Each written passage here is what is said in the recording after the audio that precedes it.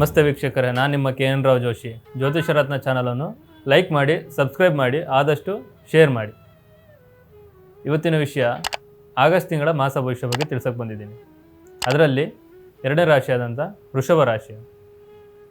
ವೃಷಭ ರಾಶಿಯ ಫಲಾನುಫಲಕ್ಕೆ ಹೇಗಿರುತ್ತೆ ಮತ್ತು ಗೋಚಾರ ಫಲ ಹೇಗಿರುತ್ತೆ ಅದನ್ನು ನಾನು ತಿಳಿಸ್ಕೊಡೋಕೆ ಬಂದಿದ್ದೀನಿ. ಅದರಲ್ಲಿ ವಿದ್ಯಾರ್ಥಿಗಳಿಗೆ ಕೂಡ ಒಳ್ಳೆಯ ಟೈಮ್ ಇದೆ. ಇದು ವಿದ್ಯಾರ್ಥಿಗಳಿಗೆ ಈ ತಿಂಗಳಲ್ಲಿ ಏನೇ ಮಾಡಿದ್ರೂ ಕೂಡ ಒಳ್ಳೆಯ ಸೂಚನೆ ಸಿಗುತ್ತೆ. ಓದೋದ್ರಲ್ಲಿ ಆಸಕ್ತಿ ಹೆಚ್ಚಾಗುತ್ತೆ, ಮೈಂಡ್ ಶಾರ್ಪ್ ಆಗುತ್ತೆ, ಮಂದತನ ಹೋಗುತ್ತೆ, ಚುರುಕುತನ ಬರುತ್ತೆ. ಈ ರೀತಿ ವಿಚಾರದಲ್ಲಿ ವಿದ್ಯಾರ್ಥಿಗಳಿಗೆ ತುಂಬ ಅನುಕೂಲಕರ ಆಗುತ್ತೆ ಮತ್ತು ಏನೇ ಮಾಡಿದ್ರೂ ಕೂಡ ಇವರಿಗೆ ಯಶಸ್ಸು ಸಿಗುತ್ತೆ. ಮತ್ತು ಇದರ ಜೊತೆಗೆ ಉದ್ಯೋಗದಲ್ಲಿ ಒಳ್ಳೆಯ ವಿಚಾರ ಕೂಡ ಲಾಭದಾಯಕ ಆಗುವಂಥದ್ದಿದೆ. ಉದ್ಯೋಗದಲ್ಲಿ ಹೊಸ ಏನು ಉದ್ಯೋಗ ಹುಡುಕ್ತಾ ಇರ್ತೀರಿ ಅವರಿಗೆ ಉದ್ಯೋಗ ಸಿಗುತ್ತೆ. ಏನು ಆಲ್ರೆಡಿ ಉದ್ಯೋಗದಲ್ಲಿ ಯಾರು ಇರ್ತೀರಿ ಅವರಿಗೆ ಒಳ್ಳೆಯ ಸ್ಥಾನ ಸಿಗುತ್ತೆ, ಪ್ರಮೋಷನ್ ಸಿಗುತ್ತೆ, ಇಂಕ್ರಿಮೆಂಟ್ ಸಿಗುತ್ತೆ. ಮತ್ತು ಏನೇ ಮಾಡಿದ್ರೂ ಕೂಡ ಇವರಿಗೆ ಪ್ರಶಂಸೆ ಸಿಗುತ್ತೆ ಉದ್ಯೋಗದಲ್ಲಿ. ಈ ರೀತಿ ವಿಚಾರದಲ್ಲಿ ಇವರು ಏನೇ ಮಾಡಿದ್ರೂ ಕೂಡ ಒಂದು ಸ್ಥಾನ ಮೇಲ್ಪಟ್ಟು ಹೋಗುತ್ತೆ ಇವರಿಗೆ ಈ ವಿಚಾರದಲ್ಲಿ, ಈ ತಿಂಗಳಿನಲ್ಲಿ.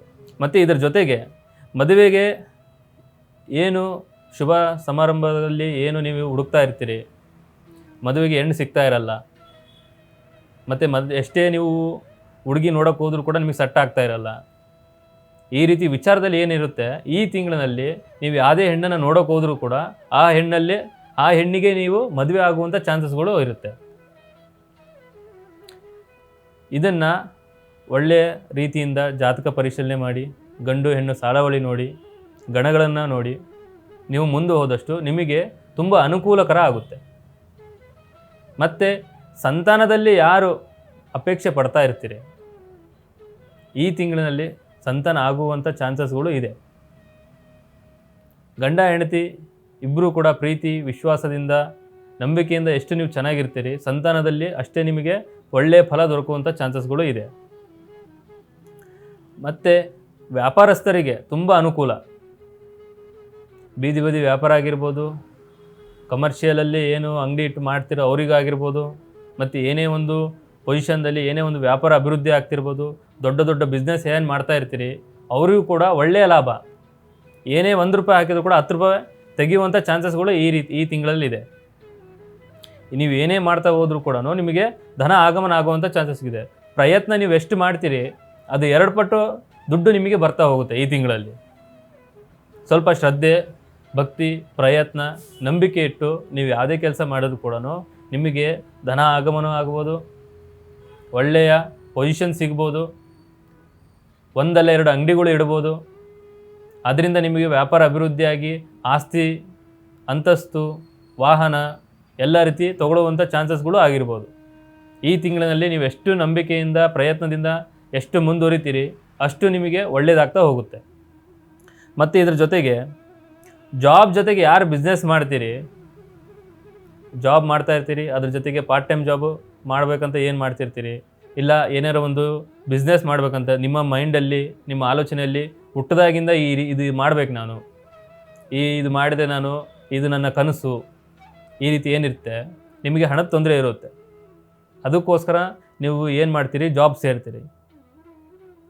ಜಾಬಲ್ಲಿ ಬಂದಂಥ ಹಣದಿಂದ ನೀವು ಸಪ್ರೇಟಾಗಿ ಬಿಸ್ನೆಸ್ ಮಾಡೋದ್ರಿಂದ ನಿಮಗೆ ಇನ್ನಷ್ಟು ನಿಮಗೆ ಗ್ರೋತ್ ಆಗ್ತಾ ಹೋಗುತ್ತೆ. ಜೀವನದಲ್ಲಿ ಒಳ್ಳೆಯ ಬೆಳವಣಿಗೆ ಆಗುತ್ತೆ, ಒಳ್ಳೆಯ ದಾರಿ ಸಿಗುತ್ತೆ.